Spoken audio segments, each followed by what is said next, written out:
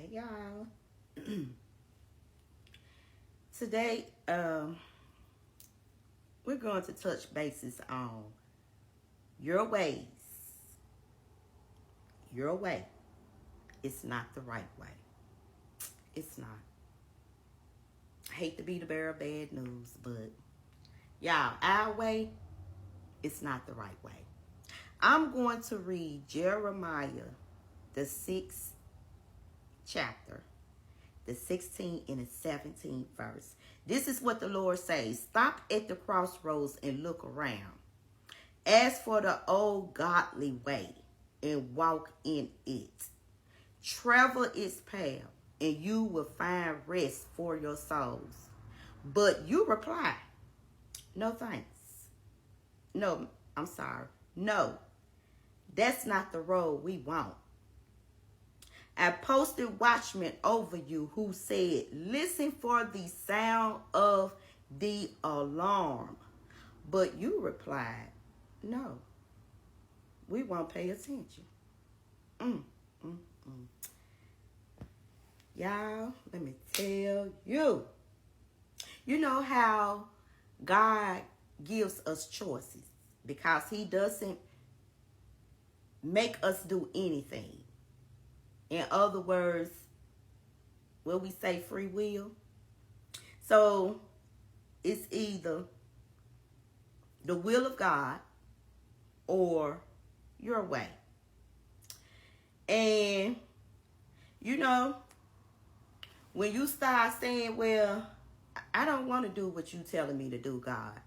As a matter of fact, I don't even want the will that you have. Your will. I don't want that plan. I don't want nothing that you have for my own life.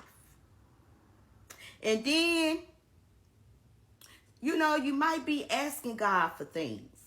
And God not giving you that. And I told y'all back here that the devil know what you like. And the devil know what you love. The devil know, you know, that your flesh is weak. And guess what? Now the devil has presented you with the very thing that God might have told you to wait, or that's not my plan for your life. And now you are made a bargain with the devil and said, well, I'm just going to go and do it my way, because if I do it my way over here, I can receive and get exactly what I want. Because guess what? That's what the devil do. Present you with everything. Hey, you want that? I can give you that. I can place it in your hand right then and there. So now you in a place where you have chose to say, well, God and gave me free will, and he told me that I can make a choice on my own. So I'm going to go over here. And I'm already being offered some things from the enemy. Let me tell you something about that slickster. First of all, the enemy is going to dress it up for you. You know how God gave me the analogy of you would know them by their fruit. But this is the thing, you know, that could be deceiving. Because the devil will dress you up all pretty. I mean, the devil just have dressed you up. But on the inside, you just messed up. You know how you go to the store and you got all these fruits laid out. And they so shiny and all organized and pretty. And you go up to one, you like, ooh, this fruit look like it's so good and juicy and sweet. Like, ooh, I want this one right here. And then when you get home and get to cutting in that fruit, you realize it's rotten on the inside. Because guess what? The devil have dressed you up on the outside. Got you around here thinking that the choices that you have made was the right choice. Was the right way. And all the time, you looking good on the outside. I mean, just around here just putting on as if every choice you have made is the right way. And all the time, you rotten on the inside. Your heart not right. The devil have implanted so much bad and so much evil and wicked stuff in you to where the devil have told you that I can do that for you. I'm going to dress you up. We ain't worrying about all of that. Because remember, God said that don't look at the outer man. Remember, that's what he told Samuel. When you go in crown David, don't go looking for the outer man. Because I want the man. I'm going after that man's heart. And I want to tell somebody that maybe you won't get out there and say, I don't want to do what God is telling me to do. I don't want to hear nothing God is talking about. I'm going to get out here and do it my way. Somebody have done that.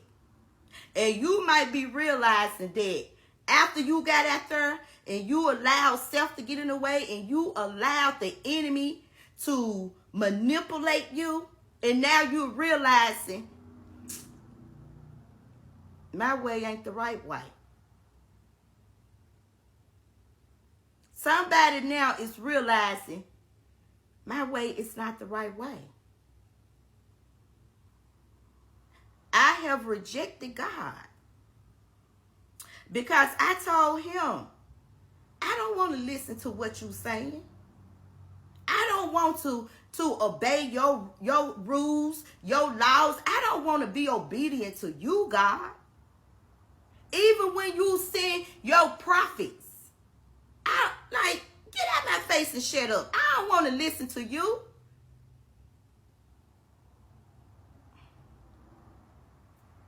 You chose your way.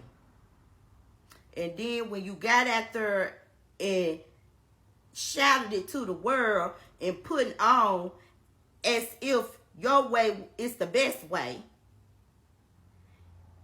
then you get out there, you got the nerves to sit up and say God is blessing it. God is blessing what? But you just said that you chose your way and not God's way. And now you out here shouting it out loud. Oh, look what God has done for me. Oh, God has blessed me. You sure about that?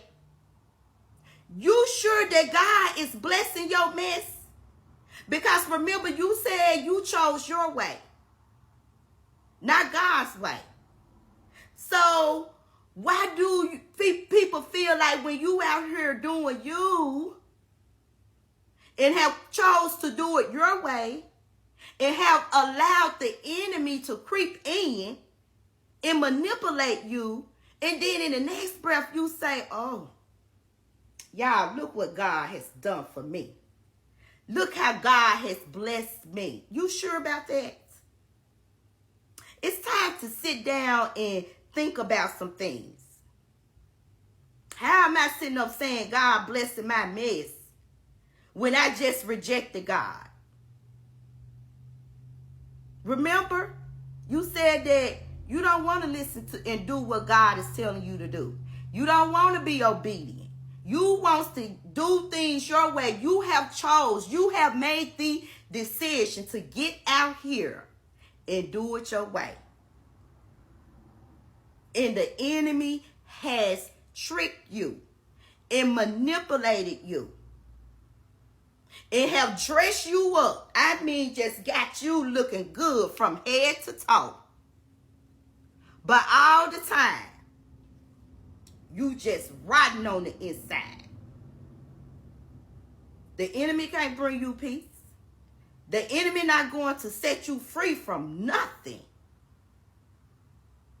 So, and you said, who blessing your mess? Okay then. All right. Let me go and tell you. Your way, it's not the right way. Let me just go on and be honest with you, because somebody have, lied to you. But I just want to be truthful to you and tell you that your way was not the right way. Bye, y'all.